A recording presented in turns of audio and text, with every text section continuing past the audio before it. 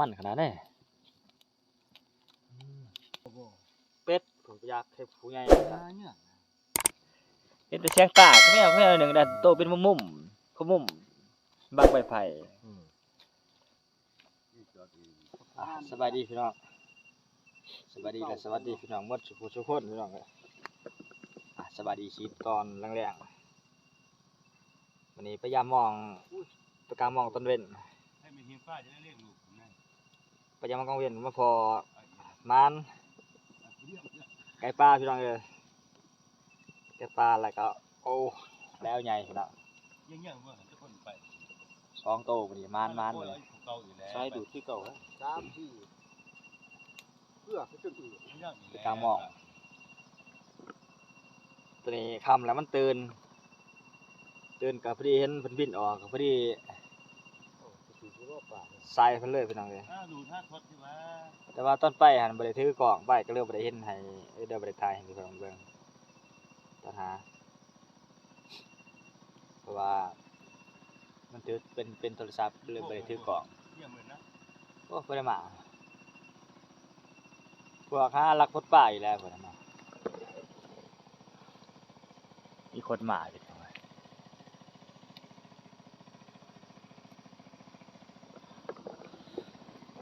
ตอนนี้สิลวกรถคนบ่นี่อาจารย์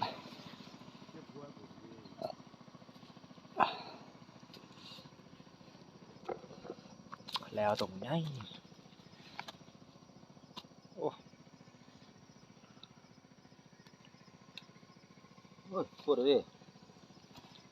มันไม่ติฮะเอาไม่บ่เออแล้วได้เลยคลิปหนึ่งฮะโอ้ยังได้ลก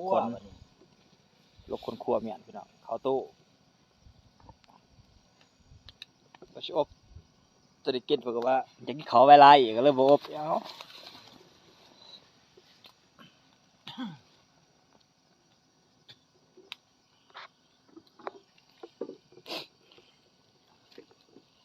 พวกไก่ป่ามันก็หัวน้อยๆถือบ่ได้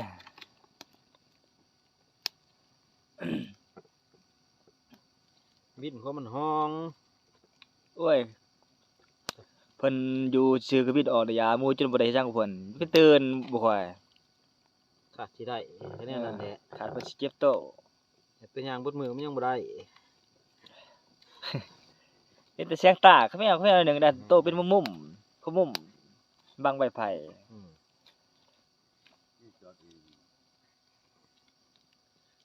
วิถีชีวิต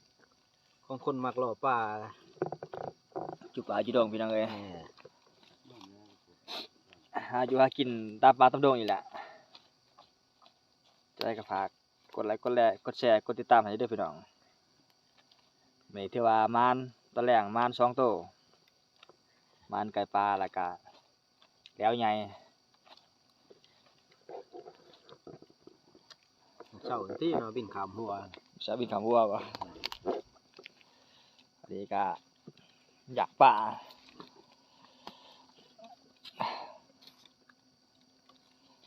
อย่างปลาไหวกินบุญ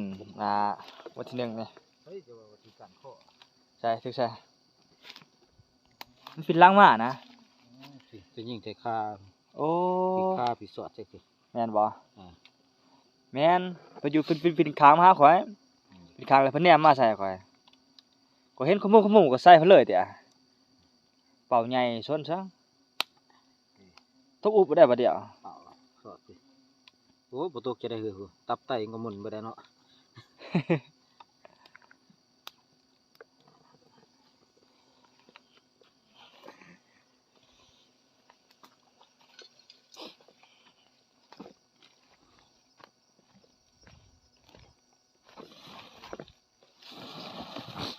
อันนี้เป็นกะ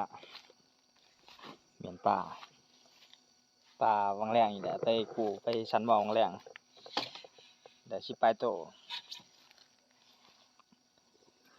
สิขัวป่าค้างก่อน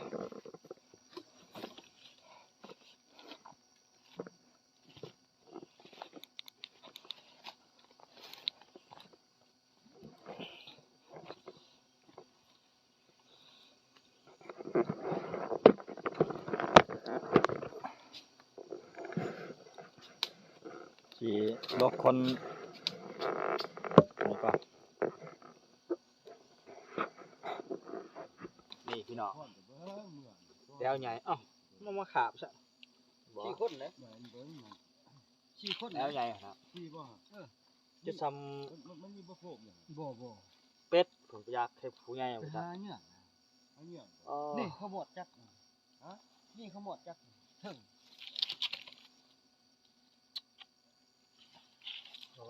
โคตรใหญ่เลย เนี่ยดีๆนะความนี่หมดจักเลยนี่เสียงอยู่ถึง ยิ่งเมื่อยไปดิ ดูดที่ดูดได้ผมก็บ่มี เมื่อกี้ก็โพมเนาะสินสิเหือเลยเด้อผม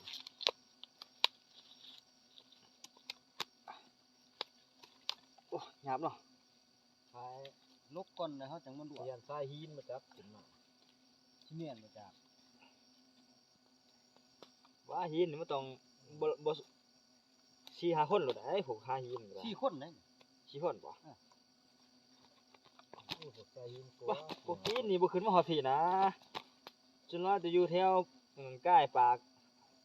มะม่องขึ้นมาคนนี้มีพวกหากินบุญนะ คือบ่เห็นตุ่มน้ำ ลกเอาพี่ใหญ่เอาก่อนได้จุ่มหยาบเนาะ ลกออกก่อนนะขวดบ้าง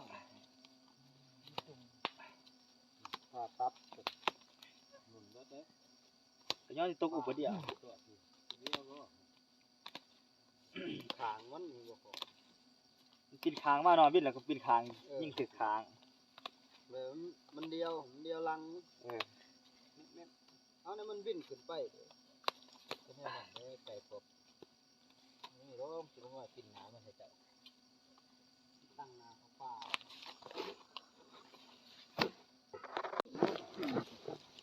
ห่างกันดีเด้ โอ้ลวกบ่ลงลวกบ่ลง สิอยู่หลายตู้ ตัวนี้ลาย อยู่หลายตู้เดี๋ยวก็แตก มีไปอยู่พออยู่มัน หยกตัวน้อยจุ่มบ่ได้ลูกแปด โอ้ จะบ่วิ่ง ฮอน คนใหญ่บ้างๆรุ่นไผ่เนาะได้บ่ฮะ ๆมันได้ จะได้เดี๋ยวคือบ่เขาอยู่ ข้าถือกล่องอันนั้นจ้ะ เดี๋ยวมันสิเหลือคือ เชฟใหม่เด้อเชฟมาแต่กรุงเทพเด้อนี่คนไทย อ่ะ เจ้าคีบเขาก็สิลก ลูกคนแล้วอย่างไรแล้วใหญ่เกิดมาหาก็เคยได้แล้วใหญ่ครั้งแรกในชีวิตได้ ข่อยให้บ่เคยไล่ไปติ เพิ่นยังบ่เคยได้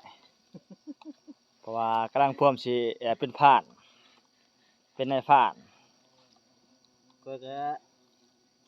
อยก็เห็นได้ตัวหนึง2ตัวอยู่ในกองซองนี่ แล้วนี่บ่ เอ้ยก็เคยเห็นนี่ ที่ซ้ำตัวเป็ดหน่อยเนาะซ้ำบ่เป็ดใหญ่อยู่ได้นี่ล่ะ ลูกป้าย อือ ลูกแหละลูกป้าย ไก่ปลาตัวนั้นก้อยเด้อเนาะ ป้าไหนบ่ให้มันเจ็บเนาะมันยมเอ้ยเล็บมันสอดตับสอดพุ่งหมดเลยยมอะไรกันไฟย่างป้าอยู่ หมดแล้วบ่ ซุ่มดีอย่างเงี้ย เอ้อ ขั้วป้าจ้ะ ตัวน้อยลุกอันนี้แล้วก่อน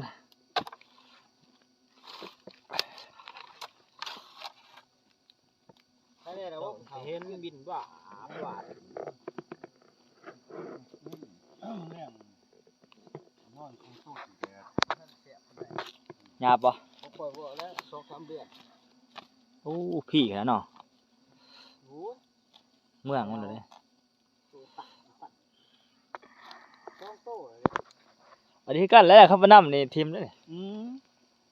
บ่เรียกเอาตัวจะว่าแล้วคันว่าถือแล้วบ่ตายนี่บ่คาทีนี่ตายใกล้แล้ว เอาเบิ่งห้อยลูกปืนมันสิมีจักลูกได้ยิง2 ลูก เดี๋ยวเดียวกับยิงขอยยิงนกอันนั้นนกกกอยู่อันนั้นคืออันเชียงคานหั่นแหละ ยิ่งว่าไปใต้ก็ถึงผู้ ใต้ทั้งผู้ ว่ากันว่าไปนำเบิ่งไปว่าเห็นขอรออยู่ในเทิง หากบ่แม่นว่าไปนํขึ้น ว่าจะขึ้นไปหาเรายิ่ง หาเรายิงหั่นแหละกับประเภทมันตกกล้องก็ได้อ้าวมาเบิ่งคือนกตกขอยยิงมื้อเช้าแหละ ไปนำเลยเนี่ยสิไปเบิ่งเลยป้อมไม้ จะได้ถือบ่ โอ้ยอันนี้หูก้น ใช่ฮู้กด นี่ก้นมาสดเด้อ นี่เด้อบ่ นี่ บ่ต้องจะยิง11ถือขาบ่จ๊ะ เออ โอ้สิไปยิง11ถือแต่ขาเนาะแม่นยิง11นี่ถือแต่ขายิงถือ2นี่ถือใช่กดมาได้ นี่ เออ มาสดเด้อ เลิก โอ้เบิ่งนั่งเพียงนั่งโป แม่นแล้วใช่ คนครูเหนื่อยลงน้ำกด อ๋อจุดสำเป็ดเด้อ ตะวิดนี่ถึงจะค้า โผดใหญ่เลย ไก่ป่า คนมาที่มันจะดำ วะรถจะไผ่หรอ รุ่นมันด มันขนาดนี้ถือขาสอดเอิก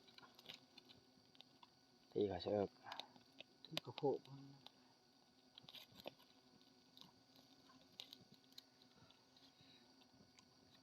สดโค ข้อเฉพาะจังหวัดเดียวเนาะ คู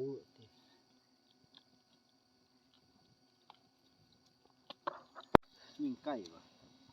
นี่พี่น้องยิงบัตรอิดถือข้อค้านบ่ ถึงตัวนี้มันมาใส่ช็อตอันนี้ ชาวชนี นี่ ช็อตนี้มัน ตัวนี้มาที่ช่องยิงบาตาบิดเดี๋ยวถือ ตัวนี้บัตรที่สองตัวนี้บัตรที่สองนี่เขาขี้ เขาโดนกลนมาสอดพี่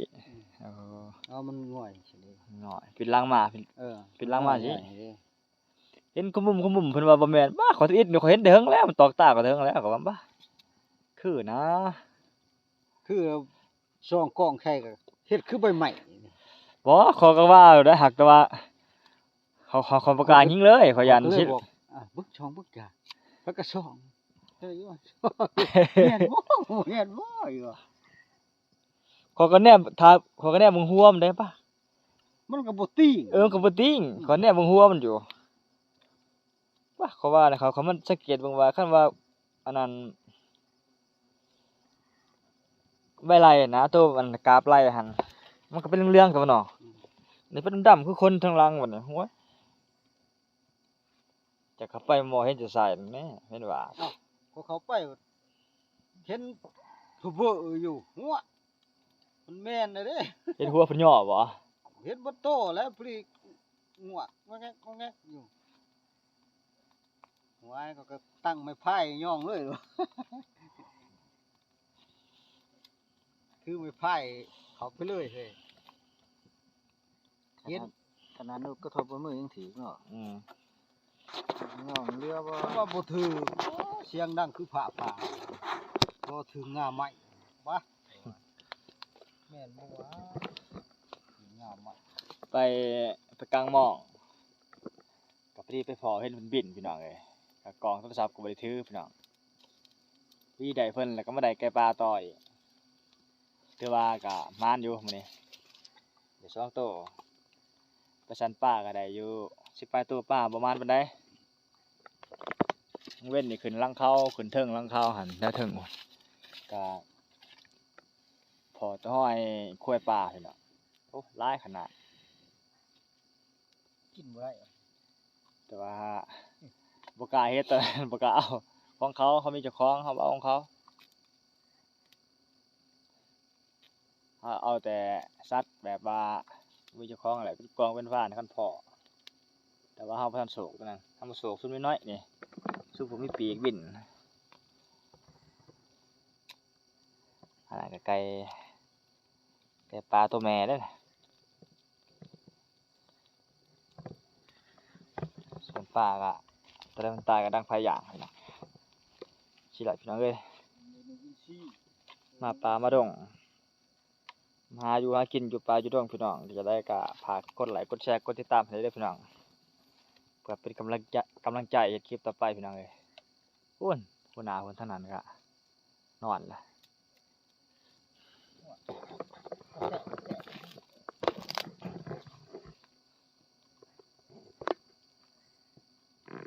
คือลูกอิชี่ คือสิหยาบปานนั้นเนาะ ว้าว สำหรับคลิปนี้ก็สิมีแต่เท่านี้พี่น้องเอ้ย ม่วนปานนั้นเนาะ ก็ฝากกดติดตามให้ด้วยพี่น้องก็เป็นกำลังใจพี่น้องก็ติดตามในคลิปหน้า อันนี้แหละไผ่ลูกคนดำแหละ บ๊ายบายพี่น้อง